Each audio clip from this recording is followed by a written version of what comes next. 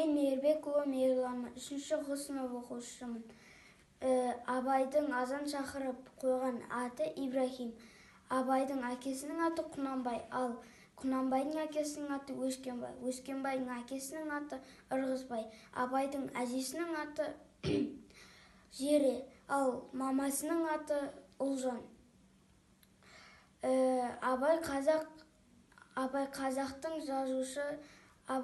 қазақтың жазушы, ақын жазушы. Ол 1845 жылы дүниеге келген.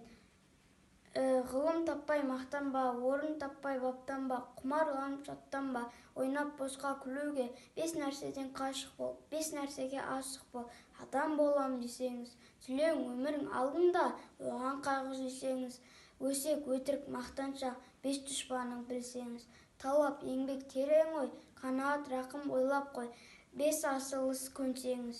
Ғылым болмай немене, балалықты қисаңыз, болмасаң да құсап бақ, бір ғалымды көрсеңіз. Ондай болма қайда деп, айтпа ғылым сүйсеңіз. Сізге ғылым кім берер, жанбай жатып сүнсеңіз. Үйістіп жанып, Абай атамыздың өлеңдерін айтып жүре берейін.